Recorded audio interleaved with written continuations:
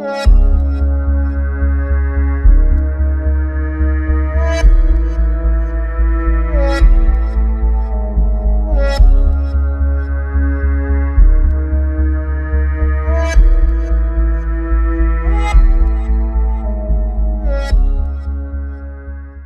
up, Mopar fam? I hope everybody out there is having a fantastic time. So today, we're finally going to get started on this Supercharger build. So the first piece of the puzzle we got is the intercooler that we're going to run. And we're going to try to get this thing installed today also. And I do want to mention that this is not a bolt-on direct fit. You're not going to find that unless you get one custom made. And as you can see, I ended up going with CX Racing. This intercooler is actually for a Fox body Mustang, but the measurements from what I have taken on the truck, I do believe this is going to be the best one to run for the build that we're going for and for a budget type scenario. So I priced out some custom intercoolers and some really, really good intercoolers, and I'm going to tell you now, a very good quality custom intercooler is going to cost you about $850. I even called Procharger. The Procharger intercooler in the Procharger kits, just that intercooler, if you want to purchase it from them, is $850 also. So after digging around, I found this one on CX Racing, like I said, for a Fox body Mustang, but it had the right measurements for what I'm looking for and the power level. So on these trucks, you do want a pretty good size intercooler core. And I would probably stay at least 3.5 inches to 4.5 inches.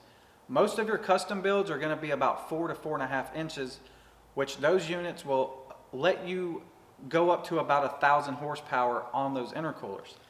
So this one that we went with, okay, this was $300 for this intercooler. That's it. Very budget friendly, and it doesn't break the bank. This is a 3.5 inch core intercooler that can flow up to 800 horsepower. They say 8 to 900, but I would probably say you're probably looking at a good 800 horsepower of flow with this intercooler. We're not going to see 800 horsepower on this build, at least not right now for this season, but this is going to be more than good for what we're going to do. Not to mention, we're going to also add water meth. That will be another video and another install down the road, but this is the intercooler we went with, guys, so let's get it out. I will also put the link to this intercooler in the description of this video, so it'll take you right to CX Racing to find it. This is the part number right there on the side of the box. And again, for a $299 intercooler plus the shipping was a little expensive. It came FedEx shipping from, I think, California. It was about 30 bucks, I think, in shipping. But for under out the door, $350 with shipping, this is a really nice looking intercooler. And it's a pretty good size one on top of that. It's not real small, and it's not overly large, but it should fit just fine in the truck. So here we go. Nice big chunk of aluminum. And what I did, guys, is I tried to find an intercooler that, if you look on the Procharger kit, their intercooler is set up just like this. It has the in and the out on the same side going towards the passenger side of the truck. This is more or less the same setup as their intercooler, but it don't cost 850 bucks. So this is an air-to-air intercooler with a 3.5 inch core. It's 3 inch inlet and 3 inch outlet. And again, CX Racing claims, and there's some bench flow results on the description on their link for this thing, that it'll flow 800 to 900 horsepower, and it is for a Fox body Mustang initially, but we're going to make it work on the truck. As you can see, it comes with see if I can get it here. See these brackets? There's a bracket tab on each side for 2 bolt holes, so you can put 2 bolts in it, and it's mounted flush with the back of it right here. So my idea is I'm going to make some brackets. So I actually went to Home Depot and I found some bracket material that's actually aluminum. What's up, guys? Alright, so we are at Home Depot to find some bracket material to hang our intercooler. So I found these long strips of aluminum that's pretty thick, pretty strong. So I'm going to get a stick of that skinny one and a stick of this one, 4 feet long by 1.5 inches. So I'm going to get both of those. But they got tons of stuff here. They got steel. I was thinking about going with steel, but I think I'm going to stay with the aluminum because it's going to be easier to drill holes in it, and you can actually bend this stuff around.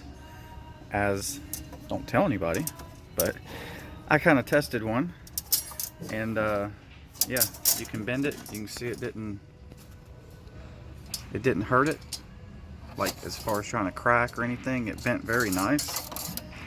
So I think this stuff's going to work good for us because we'll be able to bend it around and form it to the truck if we need to.